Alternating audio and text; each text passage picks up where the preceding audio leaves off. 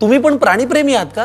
अहो मग एखादं भुवू पाळा, एखादी मनीमाऊ पाळा. का तुमच्या कष्टाचा पैसा त्या मार्केट मधल्या बुल आणि बेअरच्या कष्टात घालताय? अहो त्याला समतासोबत वाढवा ना. समता पतसंस्था, टेन्शन नाही, रिटर्न्स निवडा. आणि आज जी पत्रकार परिषदेचं आयोजन केलेलं आहे, कारण तुम्ही बघितलं असन काल एक पत्रकार परिषद झाली आणि त्या पत्रकार परिषदमध्ये विनाकारण या कोपरगाव तालुक्याचे लोकप्रिय आमदार श्री आशुतोष दादा काळे यांच्यावरती काही आरोप करण्यात आले आणि ते आरोप सगळे बिनबुडाचे आरोप आहे. आणि कालच्या नगर जी पत्रकार परिषद झाली तिच्यात एक गोष्ट पाहण्यासारखी होती. इलेक्शन होऊन 6 महिने होऊन गेले आणि ज्यांनी काल पत्रकार परिषदा घेतल्या त्यांच्या अनेक पत्रकार परिषदा झाल्या. त्यावेळेस त्यांना निळा गामजा कधी आठवला नाही. कालची जी पत्रकार परिषद झाली, निळा गामजा घालून समाजावर फार मोठा अन्याय झाला असे ते टाहू फोडत होते. आता समाजावर अन्याय कसा झाला याचं आत्मपरीक्षण ज्यांनी काल पत्रकार परिषद घेतली त्यांनी करायला पाहिजे. त्यांनी सांगितलं की आमदार आशुतोष दादा काळे हे दलित समाजाला नेहमी खच्ची करण्याचं काम करतात. हे कोणत्या अनुषंगाने बोलले हे काही मला समजलं नाही आणि समाजाला सुद्धा समजलं नाही.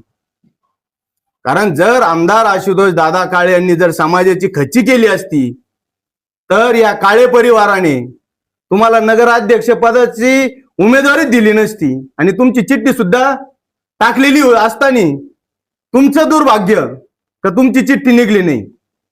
या काळे परिवारानेच तुम्हाला मोठं केलेलं आहे.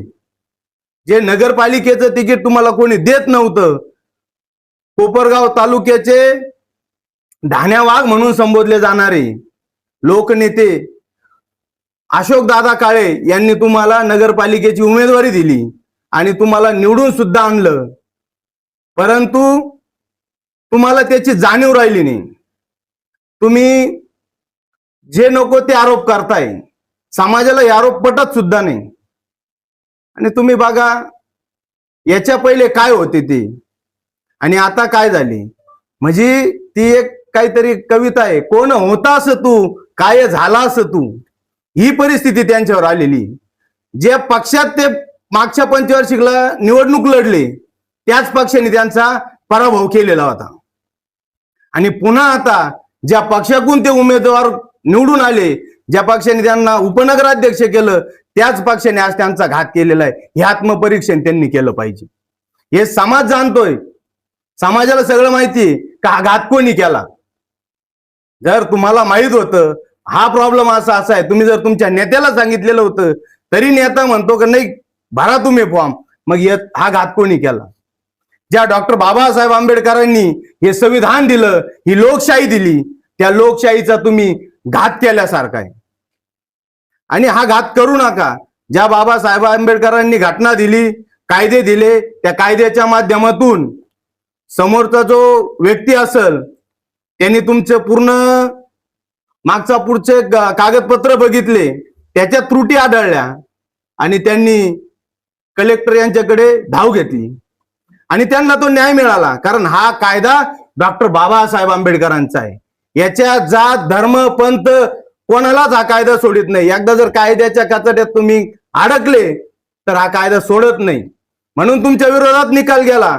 तुमच्या विरोधात निकाल गेल्याच्या नंतर तुम्हाला लोकशाही मार्गाने तुम्ही अपील करा, पुढे जायचं तिकडे जा. तुम्हाला न्याय मागण्यासाठी ह्याच डॉक्टर बाबासाहेब आंबेडकरांनी लोकशाही दिलेली, परंतु तुम्ही ते न करता तुम्ही पत्रकार परिषदा घेऊन राहिले. या कोपरगाव तालुक्याचे आमदार सर्व जाती धर्माला बरोबर घेऊन चालले, तुम्ही त्यांच्यावर टीका करू राहिले. अरे ज्या पार्टीचं आज तुम्ही काम करताय त्या पार्टीने जवळजवळ 35-40 वर्ष सत्ता भोगली. माझा त्यांना प्रश्न आहे, त्या पार्टीने समाजाला काय दिलं हे मला सांगा. गेली 6-7 वर्षापासून कोपरगाव तालुक्याचे लोकप्रिय आमदार हे आमदार झाल्याच्या नंतर यांनी प्रत्येक समाजाला बोलून निधीचं वाटप केलं आणि ज्या ज्या ठिकाणी आम्ही सांगितलं असेल त्या ठिकाणी आमदार साहेबांनी कुठेही मागं पुढं न पाहता निधी दिलेला आहे. मग तुमचं उकडगावचं विहार असेल तिथं पण निधी दिला, तुमचं लिंबुनी बुद्ध विहार असेल त्या विहाराला पण निधी दिला, तुमचं धम्मदी बुद्ध विहार असेल त्या विहाराला सुद्धा निधी दिला, तुमचं खडकीचं डॉक्टर बाबासाहेब आंबेडकर तिथं भवन आहे त्याला सुद्धा निधी दिला. ज्या ज्या ठिकाणी समाजाने मागणी केली त्या ठिकाणी या आमदार साहेबांनी निधी दिला. आणि तुम्ही म्हणता का हे दलित समाजाला मागे की असता, हसण्यासारखी गोष्ट आहे, ही समाजाला न पटणारी गोष्ट आहे. म्हणून थोडंसं आपण आत्मपरीक्षण केलं पाहिजे. काहीतरी स्क्रिप्ट आली, नेत्यांनी बोलायला लावलं म्हणून आपण बोलायचं, हे चुकीचं आहे. हे समाज कधी ऍक्सेप्ट करणार नाही. समाज हा डॉक्टर बाबासाहेब आंबेडकरांच्या विचारावर चालणारा समाज आहे. त्याच्यामुळं तुम्ही काही पण उठसूट काही आरोप करू नका. तुम्हाला लोकशाही आहे, लोकशाही पद्धतीने जा. मी वारंवार सांगू राहील तुम्हाला, तुम्ही आरोप करू नका. कारण स्वर्गीय शंकररावजी काळे साहेब असतील, यांनी देखील डॉक्टर बाबासाहेब आंबेडकरांच्या विचारावर चालणारे होते. ते महाराष्ट्रातलं पहिलं स्मारक आपल्या कारखान्याच्या आवारामध्ये त्यांनी बांधून दिलेलं आहे. हे जर दलित समाजाला जर खच्ची केली असती त्यांनी कशासाठी डॉक्टर बाबासाहेब आंबेडकरांचं स्मारक बांधलं असतं, याचा पत्रकार बांधवांनो तुम्ही सुद्धा विचार करा. त्याच्यानंतर कोपरगाव तालुक्याचे लोकनेते अशोक दादा काळे हे निवडून आल्याच्या नंतर या कोपरगाव शहरामध्ये जे आज दिमागदार डॉक्टर बाबासाहेब आंबेडकरांचं स्मारक दिसतंय ते सुद्धा या लोकनेत्याने बनवलेलं आहे. आणि त्याच्याच पावलावर पाऊल ठेवून कोपरगाव तालुक्याचे लोकप्रिय आमदार श्री आशुतोष दादा काळे यांनी विश्वरत्न डॉक्टर बाबासाहेब आंबेडकरांच्या स्मारकासाठी 1 कोटीचा निधी मंजूर केलेला आहे. आणि ते जे स्मारक आहे महाराष्ट्रातलं 1 नंबरचं स्मारक व्हावा ही आशुतोष दादांची आत्मीयता आहे. म्हणून मला असंख्य ठिकाणी पाठवलं दादांनी का तुम्ही प्रत्येक ठिकाणी जा, स्मारक पहा आणि आपल्या कोपरगावचं स्मारक महाराष्ट्रात 1 नंबर झालं पाहिजे. त्याच्यासाठी 1 कोटी नाही, असे 10 कोटी रुपये निधी लागला तरी मी उपलब्ध करून देईन. असा हा आंबेडकरी चळवळ जपणारा नेता आणि त्या नेत्यावर तुम्ही उठसूट काही पण आरोप करायचे हे आम्ही सहन करणार नाही. हे जे इथून पुढे जर कोणी आरोप केले, काही तर काही पण बोलत होते, त्यांना काय कुठं किंमत नाही, ते असे लोक काही पण बोलायला लागले का आम्ही असं करून तसं करून हे करून ते करू, हे चालणार नाही. लोकशाही पद्धतीने जा, लोकशाहीने तुम्हाला काय करता येईल ते करा. परंतु तुम्ही जर दमबाजीची भाषा करीत असेल तर हे आम्ही कदापि सहन करणार. कारण आम्ही सुद्धा भीमसैनिक आहे, आम्हाला सुद्धा भीमटोला देता येतो. परंतु लोकशाही मार्गाने चालणारे डॉक्टर बाबासाहेब आंबेडकरांच्या विचार आम्ही डोक्यात घेऊन चालणारे लोक आहे. त्याच्यामुळे तुम्ही भीमटोल्याची भाषा करू नका. आणि माझं अजून एक सांगणं आहे का तुम्ही या लोकशाहीमध्ये आहात, हुकुमशाहीमध्ये नाही. कालची पत्रकार परिषद जर पाहिली तुम्ही तर तिथं डायरेक्ट आरेरावीची भाषा, कोणी काय म्हणतो, कोणी एक जण तर म्हणतो आम्ही रस्त्यावर धरू, ही भाषा झाली. म्हणजे जसे नेत्याचे गुण तसे यांच्यातच उतरले सारखे झाले. ज्यांनी 30-35 वर्ष काळे पार्टीमध्ये काढले ते ही बाजू मांडून राहिले, हे असं बोल राहिले, तर हे योग्य नाहीये. समाज सर्व जाणतो. समाज येणाऱ्या काळामध्ये ज्यांना स्क्रिप्ट देऊन बोलायला लावलं त्यांना धडा शिकवल्याशिवाय राहणार नाही. यावेळी त्यांनी असा आरोप केला की चळवळीतील नेत्यांना संपवायचं काम आमदार साहेबांनी केलं, असा आरोप केलाय त्यांनी. हे सर्व काही बिनबुडाचे आरोप आहे. जर मला सांगा, मी आंबेडकरी चळवळी मधला सच्चा भीमसैनिक आहे. मी राहायला मोनीराजनगर मध्ये होतो, माझं मतदान मोनीराजनगर मध्ये. मी आता राहायला जेऊर पाटोदा हद्दीत आहे. तरी या कोपरगाव तालुक्याचे लोकप्रिय आमदार श्री आशुतोष दादा काळे यांनी आमच्या वहिनी साहेबांना तिकीट दिलं आणि निवडून मी आणलं. जर यांना चळवळ संपवायची होती मग इतरांना त्यांनी तिकीट दिलं असतं ना. काय एका चळवळीमधल्या कार्यकर्त्याला तिकीट दिलं असतं, काय गरज होती? चळवळ संपवायची म्हणल्यावर मला तिकीटच दिलं नसतं ना. आणि आम्ही व मी तुम्हाला सांगतो, समाजासाठी अहोरात्र झटणारा कार्यकर्ता आहे.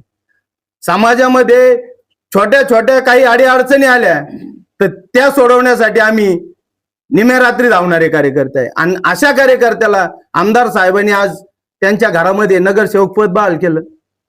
मग हे काय उठसूट? मी सांगितलं ना, उठसूट स्क्रिप्टवर बोलू नका. तुम्हाला तिकडून जशी स्क्रिप्ट येईल तसं बोलणार, हे करू नका. तुम्ही तुमच्या मनाचं बोला. तुमच्या मनात जे असेल ते बोला. हे काळे परिवार आहे. या काळे परिवाराने या कोपरगाव तालुक्यात आंबेडकर चळवळ वाढवलेली. 30-35 वर्षे सत्ता भोगलेल्यांनी काय आंबेडकर चळवळीसाठी काय योगदान आहे त्यांचं, याचं त्यांनी उत्तर दिलं पाहिजे. समाजाने 30-35 वर्ष त्यांच्या पाठीमागे भक्कमपणे उभे राहिले. त्यांच्या नेत्यांनी समाजासाठी काय योगदान दिलेलं आहे, हा माझा त्यांना प्रश्न आहे. या प्रश्नाचं उत्तर त्यांनी दिलं पाहिजे. नगराध्यक्ष पदासाठी पण त्यांनी असा आरोप केला की त्यावेळेस समझोता करण्यात आला होता, असा आरोप करण्यात आला. नाही, आता ते काय ते काही पण बोलतील. त्यांची चिठ्ठी टाकली होती ना. जसं म्हणतात, ती एक म्हणे, नशीब आहे करेगा पांडू. त्याला काय करू शकत नाही. जर त्यांची चिठ्ठी निघाली असती तर अशोक दादांनी त्यांना नगराध्यक्ष केलं असतं ना. पण त्यांच्या नशिबातच नव्हतं, त्यांचा राजयोग नव्हता. त्याला काही पार्टी करू शकत नाही ना. तुम्हाला नगराध्यक्ष पदापर्यंत जाणं सोपं नाही ना हो. तर आज जर तुमचं जात प्रमाणपत्र अवैध ठरलं, त्याच्यासाठी तुमची पार्टी काय करते त्याचं आत्मपरीक्षण करा. जात पडताळणी समितीने जो निकाल दिला, त्या निकाल लावण्यासाठी दबाव तंत्राचा वापर केलाय असा आरोप झालेला आहे कालच्या पत्रकात. नाही, हा चुकीचा आरोप आहे ना. काल त्यांनी सांगितलं की आमदार साहेबांनी तिथं दबाव टाकला. अरे बाबांनो, आमदार साहेबांनी तिथं दबाव टाकला. तुमच्याकडे बी आमदार आहे, सत्तेतलेच आणि ते बी आहे. मग त्यांनी का माघार घेतली? आमचं म्हणणंच ते का तुम्ही आत्मपरीक्षण करा. तुमच्याच पार्टीने तुमचा घात केला आणि हे सगळं समाजाला माहिती का त्याच पार्टीने यांचा घात केला. हा साधा सोपा प्रश्न आहे. तुम्ही एकटे म्हणजे संपूर्ण समाज नव्हे. जर आज तुम्ही कोपरगाव तालुक्यात बघितलं तर जवळजवळ 90% समाज हा आशुतोष दादांच्या पाठीमागे. त्याच्यामुळे तुम्ही समाजाची दिशाभूल करू नका. समाज हा तुम्ही किती निळेगमजे घाला, किती पण खोट्या बातम्या पसरावा, तरी समाज हा डॉक्टर बाबासाहेब आंबेडकरांच्या विचाराला मानणारा समाज आहे. हा समाज कधीही कुणाच्याही भूलथापेला बळी पडणारा नव्हे. कारण या समाजाने 2019 मध्येच दाखवून दिलं की आम्ही कोणाच्या पाठीमागे आहे. म्हणून तुम्ही असं काही समजू नका. हा तुमचा गोड गैरसमज हा काढून टाका. आणि समाज बांधवांना देखील जय भीम. कालच्या भारतीय जनता पार्टीच्या जी पत्रकार परिषद झाली, त्या पत्रकार परिषदेमध्ये विनाकारण कोपरगावचे लोकप्रिय आमदार श्रीमान आशुतोष दादा काळे साहेब यांच्यावर जी चिखलफेक झाली, त्या चिखलफेकीचा सर्वप्रथम मी जाहीर निषेध करतो. मुळात या घटनेमध्ये जी आपली कोपरगाव नगरपालिकेची जी निवडणूक झाली, त्या निवडणुकीमध्ये पार्टीच्या वतीने आमचे जे पराभूत उमेदवार त्यांनी 2-3 जणांवर आक्षेप घेतले होते. ते एका व्यक्तीवर म्हणजे स्पेसिफिक असं ॲलिगेशन केलं नव्हतं, 2-3 जणांवर केलं होतं. त्याच्यामध्ये एकांचा निकाल लागला. बरं, निकाल लागला. संविधान तुम्ही मानता, तुम्ही म्हणता आम्ही संविधान मार्गाने जातो, आम्ही पण संविधानिक मार्गाने जातो. संविधान सर्वांना सारखं आहे, त्याच्यामध्ये जाण्याचा न्याय मागण्याचा अधिकार तुम्हाला आहे. मात्र जखम मांडीला आणि मलम शेंडीला हे कुठं चालणार? याच्या समाजाचा काय विषय? हा तुमचा वैयक्तिक विषय. व्यक्तिगत विषय असताना तुम्ही त्या गोष्टीला भरकटू नका आणि त्याचा राग कोणावर काढू नका. आज एकाचा निकाल लागला, उद्या दोघांचा काही बिल निकाल लागू शकतो. पण याच्यामध्ये उगाच समाजाला मध्येच ओढू नका. समाज हा आमदार आशुतोष दादांच्या पाठीमागे खंबीरपणे उभा आहे. कारण की त्यांनी कुठल्याही प्रकारे समाजाला वेठीस धरलेलं नाही. की आज जी समोरच्या पार्टींची पत्रकार परिषद घेतलेली होती, ती अतिशय बिनबुडाची पत्रकार परिषद होती. आमच्या अध्यक्षांनी आता सविस्तर पद्धतीने आपल्याला सगळी माहिती दिलेली आहे.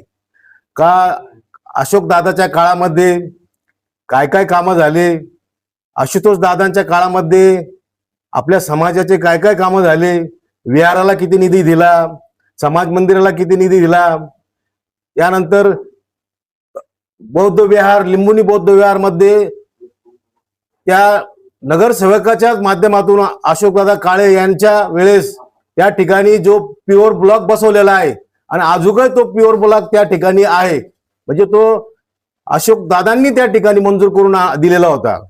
म्हणजे आपण सांगायचं, चुकीची माहिती द्यायची, समाजापुढे चुकीचं सांगायचं. आज जे कोळपेवाडी कारखान्यामध्ये जे कर्मचारी आहेत, सगळ्यात जास्त कर्मचारी आज कोपरगाव कोळपेवाडी कारखान्यामध्ये एक बौद्ध समाजाचे कर्मचारी होते आणि आहे अजून बी. म्हणजे सांगायचं चुकीचं आणि लोकांची समाजाची दिशाभूल करायची, या पद्धतीने समाज सुद्धा काय आता अज्ञान राहिला गेलेला नाही.